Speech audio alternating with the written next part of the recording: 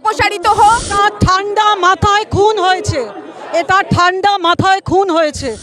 জনগণের দায়িত্ব, জনগণের ভোটে নির্বাচিত হয়ে যে সরকার গঠিত হয়েছে সে তার দায়িত্ব পালনে সম্পূর্ণ ব্যর্থতার দায় স্বীকার করে তাকে হয় গদি ছাড়তে হবে।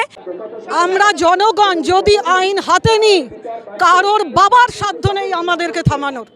এতদিন থেকে খেলা হবে স্লোগান শুনছি, জনতা যখন ময়দানে নামলো তখন মুখ ঢুকিয়ে অভিমান করে ঘরে বসে বলছে আমি খেলবো না, ব্যারিকেড দিয়ে দিচ্ছে।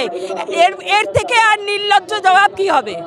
স্বাস্থ্যমন্ত্রী, পুলিশ মন্ত্রী, মুখ্যমন্ত্রী একজনই। রাত্রে যে পুলিশ থাকে তাই পুলিশ স্টাফও মহিলা, তাহলে কি উনি কি বলছেন লেডি পুলিশ রাত্রে বেরোবে না?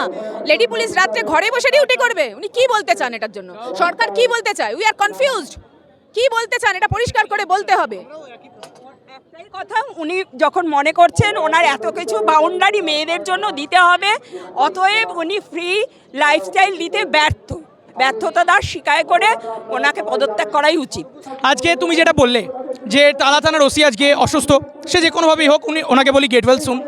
বিচারপতি মহাশয় আজকে তার বিচার দিতে ডিলে হয়ে গেল, অসুস্থ। আর যিনি পোস্টমর্টেম করলেন তিনিও অসুস্থ। হতেই পারে, অসুস্থতারা যে কারোর আসতে পারে, আমারও আসতে পারে 2 মিনিট পর।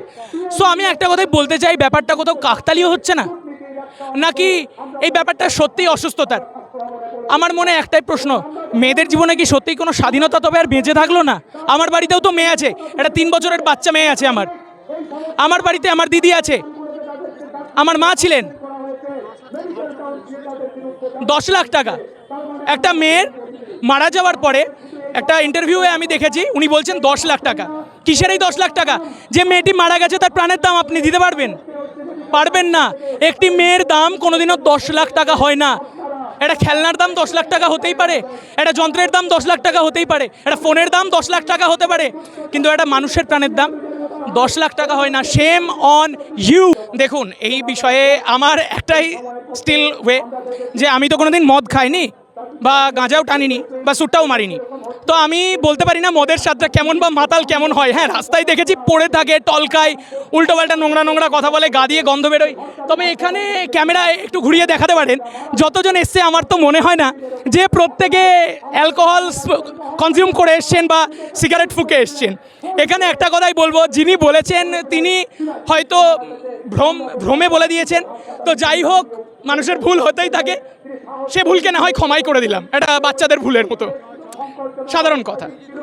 তথ্য প্রমাণ লোপাটের কথা যদি আসে, তাহলে আমি বলবো অবশ্যই তথ্য প্রমাণকে লোপাট করা হয়েছে এবং খুব প্ল্যানফুলি লোপাট করা হয়েছে। আর আরেকটা কথা, যে কোনো মেয়ে রাত্রে কাজে বেরোতে পারবে না, মেয়ে ডিউটি করতে পারবে না, এ কী ধরনের কথা? এ তো আমাদের ভারতবর্ষের গণতান্ত্রিক দেশের ভাষা নয়, এ তো নিতান্তই একটা বাজে ধরনের একটা রুলের ভাষা, যে রুলের হয়তো ঘুণাক্ষরেও আমরা টেরও কোনোদিন পাবো না যে কোথাকার এই রুল। যে রুলে মেয়েদেরকে বলা হয় তারা রাত্রেবেলা কাজে বেরোতে পারবে না, তাদের জীবনের স্বাধীনতা নেই।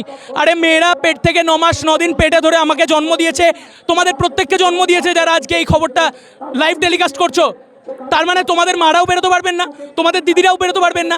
শাসকে যারা মহিলা এমপি আছেন, মহিলা এমএলএ আছেন, পৌরপিতা পৌরমাতা আছেন, তারাও তো মহিলা।